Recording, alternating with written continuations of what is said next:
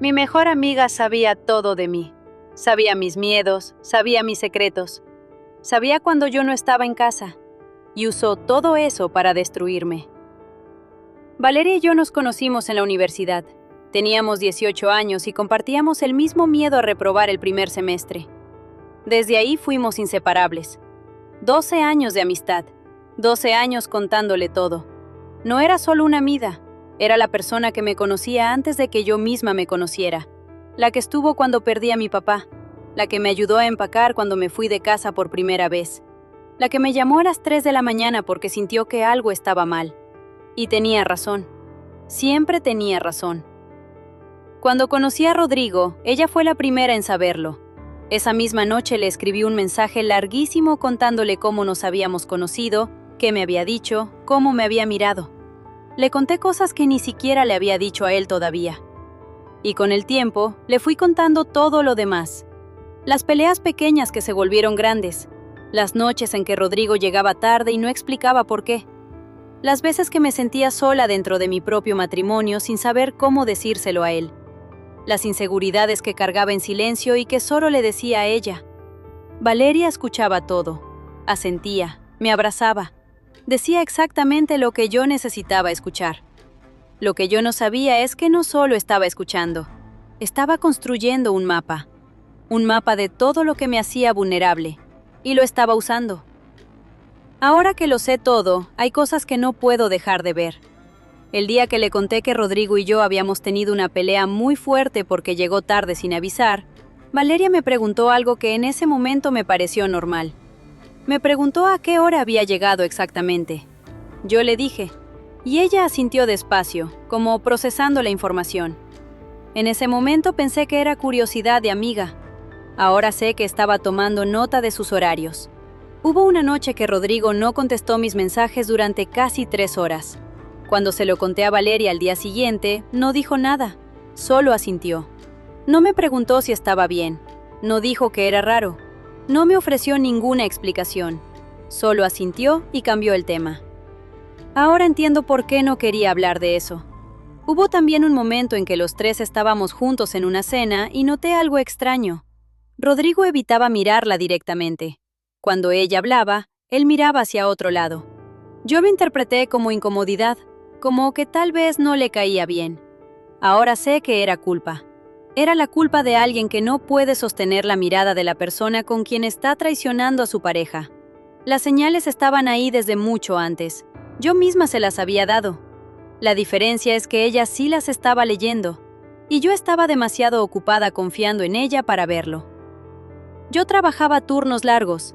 Llegaba tarde a casa 3 o 4 días a la semana. Valeria lo sabía porque yo misma le mandaba mensajes cuando salía de la oficina. Le decía cuánto tiempo me tardaría en llegar. Le contaba cuando me quedaba hasta tarde por un proyecto.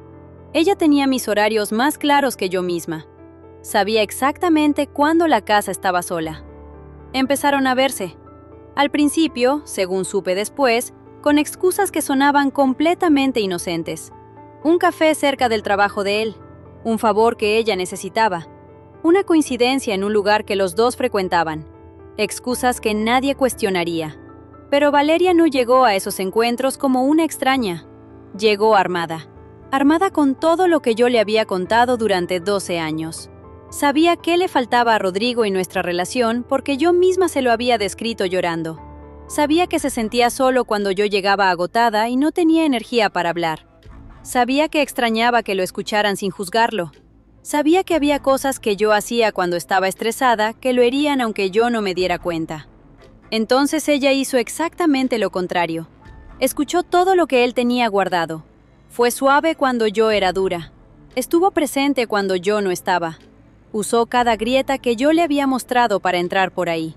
Lo construyó despacio, con paciencia, con información que yo le había dado gratis, pensando que esquemeses. Noté que algo estaba diferente en Rodrigo. Más distante, más callado.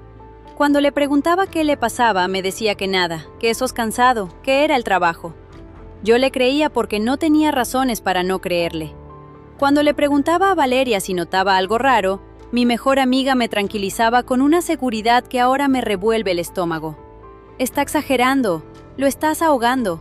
Los hombres necesitan espacio, dale tiempo.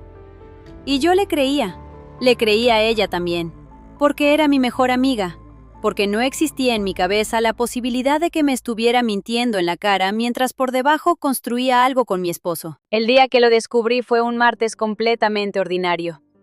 Rodrigo había salido rápido en la mañana y había olvidado su teléfono sobre la mesa del comedor.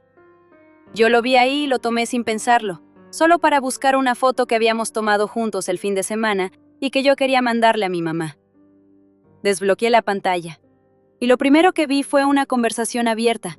El nombre en la pantalla era el de Valeria. Me quedé paralizada. Mi primer pensamiento fue que era algo normal, que se escribían por alguna razón que yo no sabía. Luego empecé a leer. No eran mensajes de amigos. No eran mensajes de personas que se escriben porque tienen una amiga en común. Eran mensajes de dos personas que llevan meses escondiéndose. El último mensaje que ella le había mandado esa mañana, justo antes de que él saliera corriendo, decía: «Ella nunca va a saber. Confía en mí». Puse el teléfono sobre la mesa. Me senté. Y no pude moverme durante 2 horas. No grité, no lloré, no llamé a nadie. Me quedé sentada en el mismo lugar, mirando la pared, sintiendo cómo algo dentro de mí se reorganizaba por completo. Como cuando un edificio colapsa hacia adentro y desde afuera nadie se da cuenta todavía. Después empecé a revisar. No el teléfono de él, sino mi propia memoria. Fechas, ausencias, excusas que en su momento no habían tenido sentido y que ahora empezaban a encajar con una precisión que me daba náuseas. El sábado que Rodrigo llegó 4 horas tarde y dijo que había habido un problema con el coche. El miércoles que Valeria canceló nuestros planes de última hora porque se sentía mal. Las 2 o 3 veces que intenté llamarla y no contestó en horarios en que normalmente siempre contestaba. Todo tenía una fecha. Cada mentira tenía un nombre. Llamé a una amiga en común. Le pregunté con mucho cuidado, sin decirle lo que había visto, si ella había notado algo raro últimamente. Si había algo que yo debería saber. Hubo un silencio que duró demasiado. Y luego me dijo: «Yo no quería meterme. Pensé que tú ya lo sabías o que era algo que iban a resolver solos». Corté la llamada. Entonces no era solo yo. Había otras personas que lo sabían o que habían notado algo y habían decidido no decirme nada. Eso dolió de una manera diferente. Una traición distinta, pero traición al fin. Pasé 3 días sin decir nada. 3 días reuniendo todo con una calma que yo misma no entendía de dónde me salía. Revisé fechas, guardé capturas, escribí una línea de tiempo en papel. Hablé con Rodrigo una noche, sola con él, y le puse la conversación del teléfono frente a frente. No lo negó. Me dijo que había empezado sin querer, que no sabía cómo había llegado tan lejos, que lo sentía. Usó todas las frases que usan las personas cuando los descubren y ya no tienen salida. Lo escuché todo sin interrumpirlo, sin gritar, sin llorar, con una frialdad que me sorprendió a mí misma. Y cuando terminó de hablar, le dije una sola cosa: «Quedamos mañana con Valeria, los 3». Llegué a la cafetería 20 minutos antes que ellos.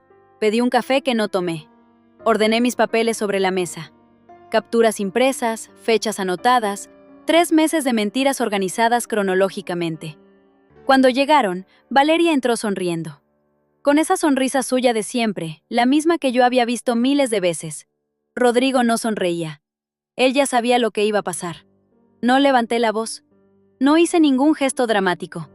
Puse las hojas sobre la mesa, una por una, en silencio. Valeria las miró. Vi el momento exacto en que su cara cambió. El momento en que entendió que no había forma de salir de esto.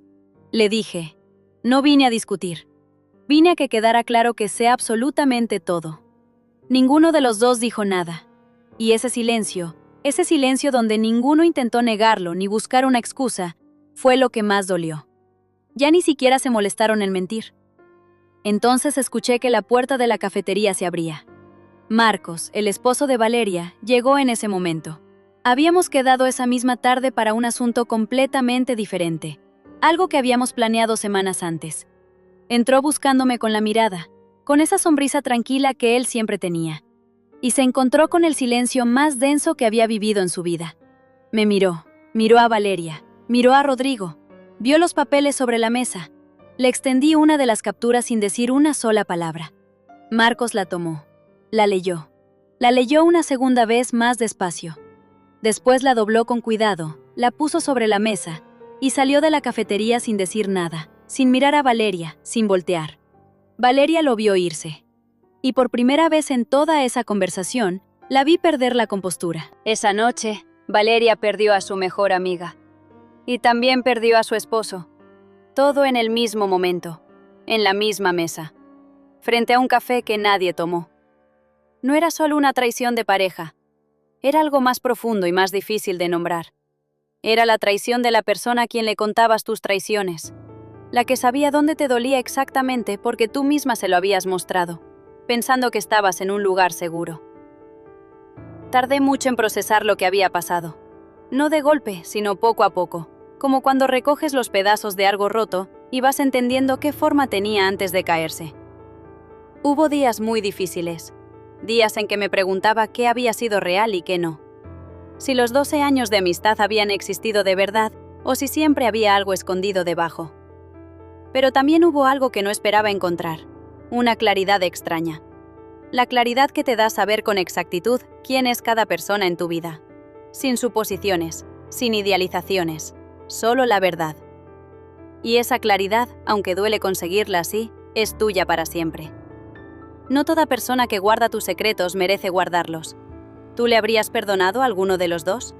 Cuéntame en los comentarios.